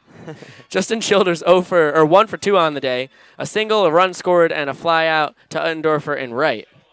He started that 2-run rally an inning ago against Joe Nellis that eventually knocked him out of the game. And he is a big swing and a miss, count now 0-2. He ripped the hard grounder down the third baseline that took a nasty hop off of Tyler Kelder's face. And I definitely agree that it was a hit all the way. That's oh, absolutely. That would have hit a major leaguer in the face. Yeah, no, I mean, unless Kelder has, reflexes that are greater than any normal humans, I mean, there's no shot of him getting his glove up to that one. One of the craziest bounces I've ever seen. 0-2 just a little low, so the count now 1-2. Trace Tyre over at first as I feel like a broken record. Even though he's the first baseman, he'll run. He's 5 for 6 on the year in stolen bases. There's only one Dutchman without a stolen base this year. That's the leadoff man, Griffin Herrera, who is 0 for 3. Literally every other Albany player has a stolen base. That's a hard ground ball to Kelder. He flips on to second for the force out, and the hit by pitch is pitched around by Schuer. One man left on base, no hits, no runs, and at the end of 4.5, it's 4-0 Albany over Saugerties from the Stallions broadcast booth here at Cantine Field. And Biko. What's up, Kurt? I hear the circus music, which can only mean one thing. There's got to be some on-field shenanigans, huh? Yeah, some side field shenanigans. Yeah, actually. that's true. They're if not they actually put them on the field, it would be very hard for the Dutchman players to warm up. That's a great point, Kurt. But they do have them on the side of the field. It looks like we're going to have a sponge bucket water race thing, I think is the technical term. A bunch of people, or 3 guys out there running water back and forth from one bucket to another. And it really a very endurance, shows your endurance in this game. Got to fill up the one sponge with water and squeeze it out into the other one. Whoever has the most water at the end of the game in their second bucket wins. And so, I mean, it's a dead sprint for a minute straight. You really gotta train for this one hard beforehand. And yeah, you can see it out there with these guys. None of them even losing a step. I mean, that's right, Kurt. Through. And I hope you recognize the birthday boy in the middle there with the blinking light on his shirt. We'll see if Brody can come away with the W. And he does win. Brody with the big win. 2 bigger guys around him, but the little guy able to steal the show. Absolutely. And Biko, I believe that is also the birthday boy here tonight. He's getting a taste of everything Stallions related. He came up and said, "Go Stallions" here on our broadcast before. He announced the half an inning over with PA announcer Rob Vanderbeck, and now he takes the W in our sponge water bucket race thing. Big night for Brody. Big night for Brody. Overall, great birthday for him so far. And congratulations for him. I mean, I'm sure he was working hard, for weeks leading up to this, and I mean, it's really showing. Well, yeah, when you know your birthday is coming up and it only comes around one time a year, that's your shot at the sponge race, and he was able to capitalize. Great job, Brody, as Clay Simmons, the Stallions DH, takes a big swing and miss at the fastball from Jack Rabick, as he's a guy on the mound you don't want to see out there again if you're a Stallions fan. He's been phenomenal tonight. No hits, no walks, but that one's ripped down the right field line. There's the first hit of the night for Saugerties. Clay Simmons rounding first. He's going to second, and he will stay there. He's going to be in there with a stand-up double. Clay Simmons takes the words right out of my mouth. There's the first hit for the Stallions, and they have a man on second with nobody out. And good choice there by Simmons, deciding to stop at second. I mean, he rocked that ball into right field, and that's the best place of this ballpark, as it's very deep out to right field, so best place to take a triple. But he knew that's the first run, or the first hit of the game for the Stallions, and he was the only other base runner earlier on in the game, and so they can't afford to lose one getting thrown out at third. That's right, and that'll bring up Tyler Kelder, who's 0 for 1 with a fly out to Griffin Herrera in left. So Simmons has been on twice, once with the strikeout and once with the double, and it's a big swing and a miss from Kelder, count 0-1. Jeff Palczewski says replay would be really nice. I tell you what, we do have a former replay you could do here. You can always click back in the broadcast. So we don't control it, but you can slap a little old-fashioned replay up there, as that one is skied to left field. It looks like Griffin Herrera is under it. He'll have to wait a long time for it to come down, but it finally does, and he makes the catch. 2 flyouts for left so far tonight for Kelder, and there's 1 out here in the bottom of the 5th. Yeah, unfortunate at bat there, as runner on second, no outs. A good chance to move Clay Simmons over to third base, put the sac fly in play, but he's still stranded on second there, and now the rest of the Stallions lineup going to have to do it the hard way. Brings up the right fielder, Jesse Uttendorfer, and he takes a fastball called strike from Graybeck. He's 0 for 1 on the night with a pop out to Trace Tire at first. Tom says you can't see the live. Maybe try and refresh. I mean, that's just the oldest trick in the book. That's all I've got for you. Hopefully refreshing it can help you out, Tom. Okay for us, but hopefully Tom can get that figured out.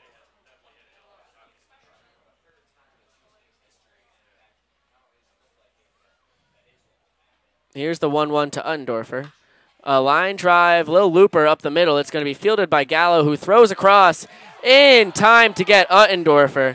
That was a bang-bang play. Jesse with great speed. But Foster West on the base pass calls him out. That was a close one. Yeah, really wacky play overall, as it was a little dinker off the bat by Uttendorfer.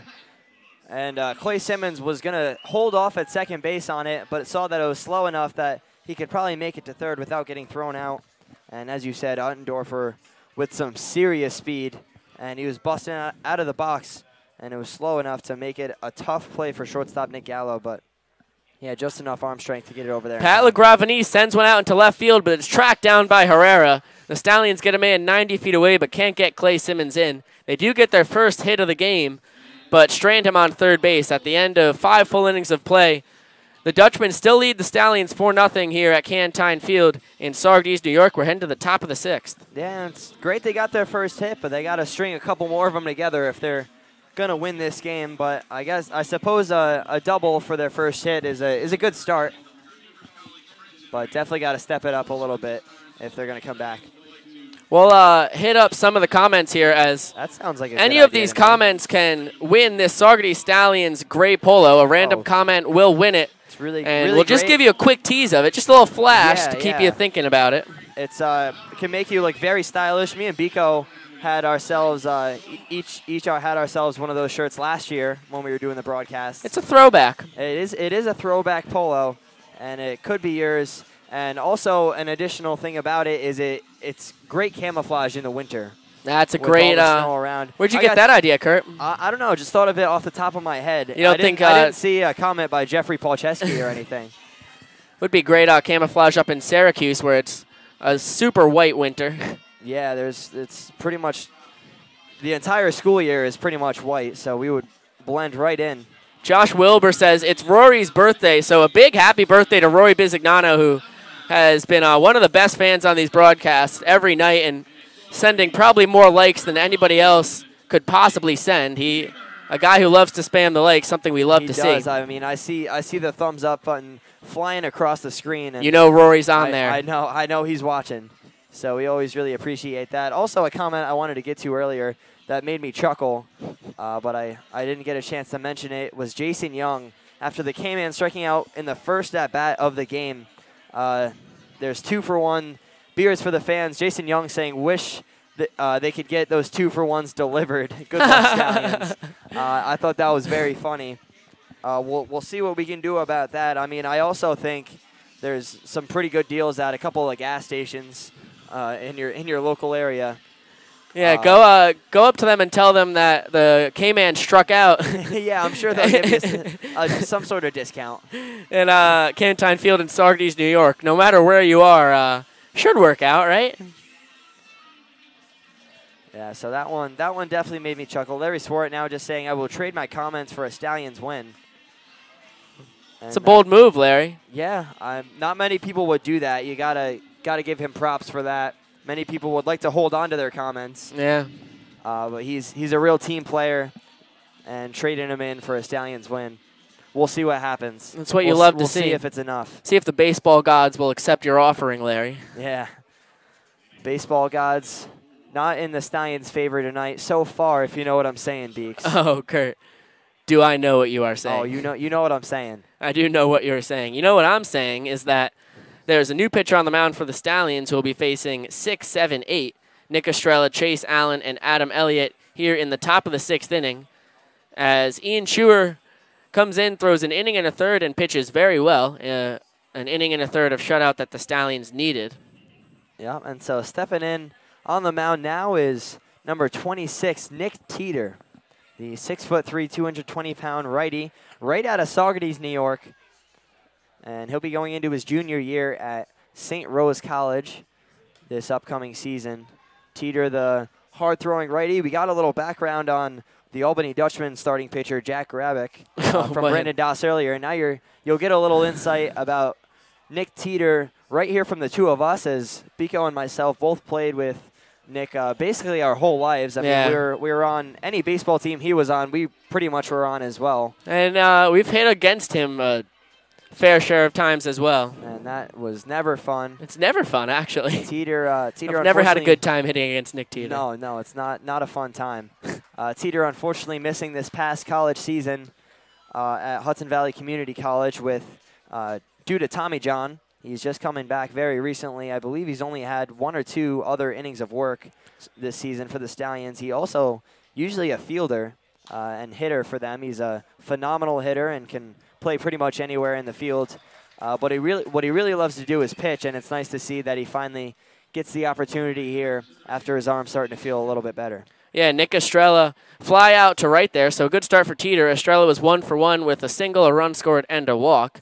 So a guy that Joe Nellis could not get out, but Teeter able to retire him, and that'll bring up Chase Allen, who is 1 for 2 on the night, a ground out to short, and the biggest hit of the night, a 2-run homer out to right center field back in the second inning, scored the first 2 runs of the night. And as you mentioned, Kurt, Teeter, not a whole lot of work so far this summer. He has been lights out, though. He's got a 0 ERA with a walk and a strikeout, and that's his summer so far. Yeah, so getting a little more work under his belt. He's now thrown 2/3 of an inning with that fly out. And so just trying to get his first inning of work under his belt. Yeah, high fly ball out to deep center field, but it's caught by Matt Feinstein probably 10 steps in front of the track out in center, and 2 fly outs for Teeter to start his night out. It'll bring up the DH Adam Elliott, who's 0 for 1 on the night, a ground out to second, and a sacrifice ground out to short where he drove in Justin Childers, so 1 RBI on the night for him as well.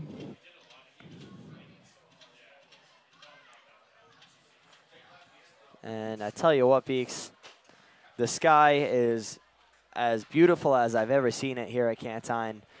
I mean, there's so many different shades of pink and purple out there lining the clouds. It's and there's a nice cool breeze and perfect temperature. I mean, I can't think of a better baseball night than what we're seeing right now. Yeah, I tell you what, Kurt, we are treated to a lot of great sunsets here at the night games at Cantine, and this one of the best this year for sure, as Teeter has Elliott down 0-2 and goes right at him, fastball, strike 3 swinging.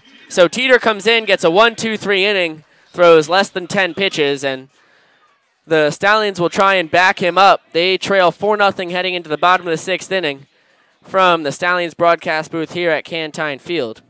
And it's going to be 9-1-2 for Saugerties coming up to take their hacks against a guy they've only got 1 hit against so far tonight in Jack Grabick. Yeah, they're going to have to get to him very quickly here. But we'll not talk about that until baseball comes back around, because there's something a little more important going on. You're right, Kurt. I think I hear it. You hear it? I hear it. I hear it too, buddy. And it's the YMCA, led out there by Stanley the Stallion and the Lion. And, you know what? So I mean, it's become a fan favorite. Everybody loves when the 6th inning comes around, because they know they're going to be able to dance and sing along to the YMCA. Yeah, and one thing that I absolutely loved last week, 2 days ago against the Oneonta Outlaws is when Dorian Jenkins went out and did it. I'd love to see a Dutchman player or a Stallions player. And so, I mean, what they're doing out there is looks a little something like that. Yeah, you know, they're doing a lot of that. They're doing a lot of this. A little bit of this, a little bit of that. Kurt gave you a little fist bumping. There are some flips going on, which we cannot do, but we can show you the flips. Yeah, we can show you what they're doing. And you actually, I think with the camera view, you can't see Stanley, the Stallion, and the Lion. They went really close to the stands out in left field. But, I mean, they were out there getting the crowd amped up and hopefully energizing all of Cantine and allowing the Stallions to spark a rally here and cut into this 4-0 lead that the Dutchmen currently have. So it'll be 9-1-2, as I mentioned. Palczewski, Pedersen, and Feinstein for Saugerties. Stallions catcher Jeff Polcheski 0 for 1 on the night with a ground out to Nick Estrella at second.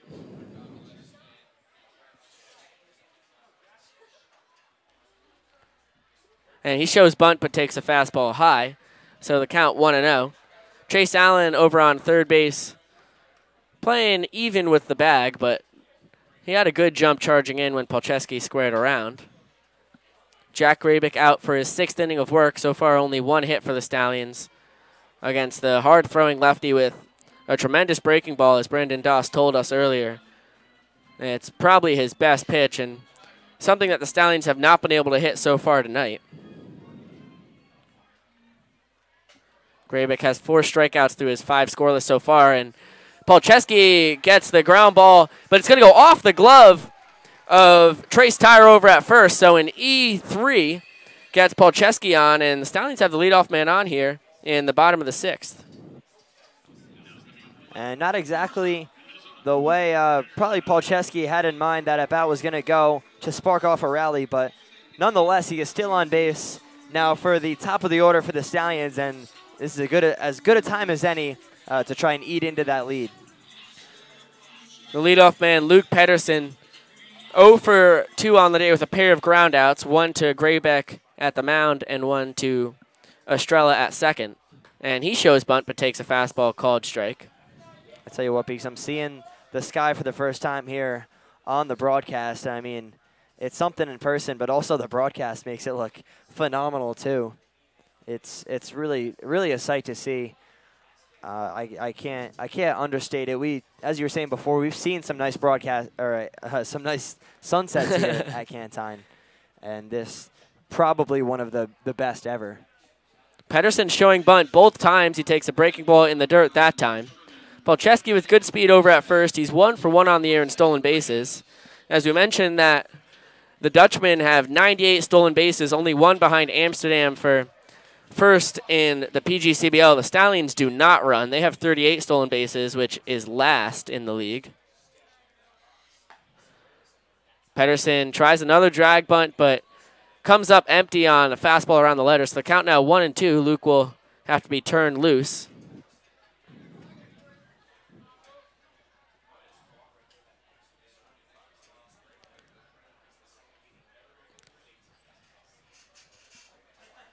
So a decent lead off of first base for Polcheski. Foul tip into the glove of Colin Coucher behind home. So rare strikeout for Luke Pedersen. And a big out there for Grabick. Following up the error by Trace Tyre at first. It's going to bring up Matt Feinstein, the center fielder. He is 0 for 2 on the day with a ground out to Nick Gallo at short, and then a little loopy liner out to Nick Estrella at second.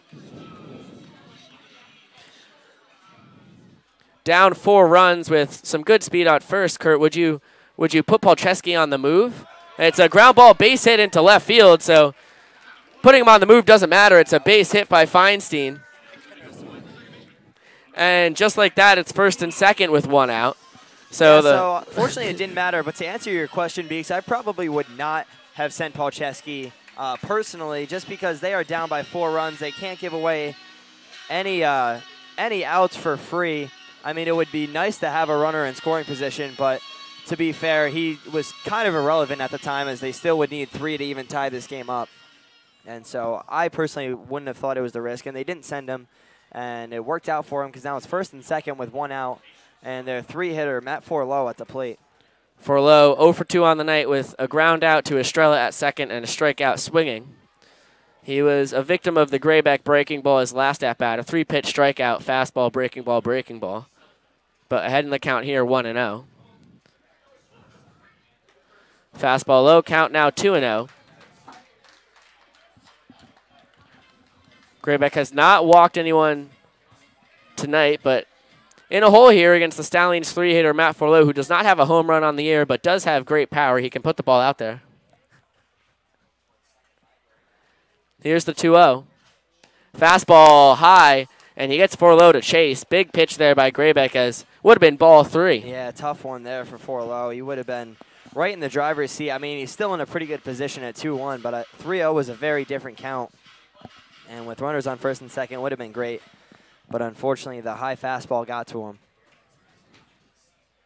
Here's the 2-1.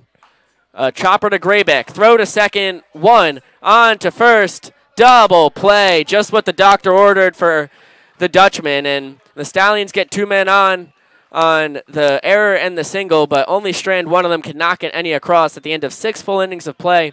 Still 4-0. Albany over the Stallions, heading to the top of the 7th here at Cantine Field. And as we head to the top of the top of the 7th, our sunset is starting to fade. The pink only out in left field now. Yeah, and but it was beautiful while it lasted. And as you were saying, Beeks, quickly turning to black out there. But phenomenal sunset. And we got some side field shenanigans going on by our interns. They're trying to keep this game interesting. And with a potato sack race, 5 guys out there racing against each other, hopping around in potato sacks. And yeah, little guy in blue out to a big lead. I mean, other guys didn't have a chance from the start. Yeah, he blew him by right out the gate. Yeah, blew him right out of the water, if you know what I'm saying, Beeks. Oh, Kurt, I do know what you are saying. I do know what you're saying. You know what I'm saying? Yeah, I do. That's good. I'm glad you know what I'm saying. And what I'm saying is that little guy in blue had a great showing in the potato sack race. And so congratulations to him. Unfortunately, I don't know if Brody, it looked like Brody was out there, the birthday boy, and he wasn't able to go 2 for 2 on the night. Yeah, he was falling down on the left. Looked like he was having fun, though, and that's really all that the second most important part after winning, of course. Yeah, winning is obviously by far the most important. But after that, I mean, fun is like pretty good too. And if he had fun, then good for him. Eric Schuer, you know what? You never cease to impress. He says we need the Stallions to, in quotes, drop a few home runs in lieu of my home run call 2 nights ago.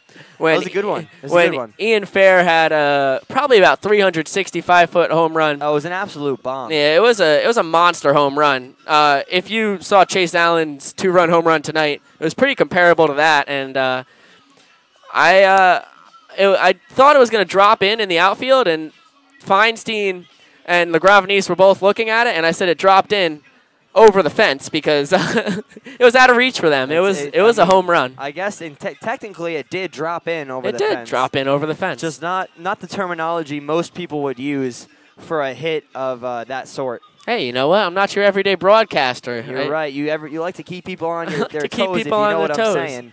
Oh, Kurt. Trust me, dude. I know what you know what I'm saying. I know what you're saying. That's what I like to hear. And also, another thing that I'm saying is that the Stallions have brought in a new pitcher. That they have. Teeter threw a tremendous inning of relief, 2 fly balls and a strikeout.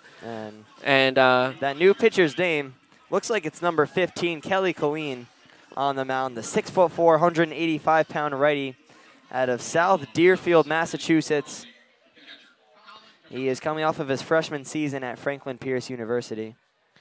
Kelly comes in 11 innings so far for the Stallions, an 0-1 record, 12.27 ERA.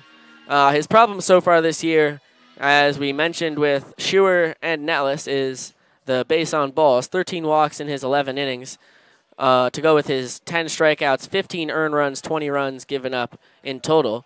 Only 13 hits given up so far. Colleen also with 2 saves on the year, though.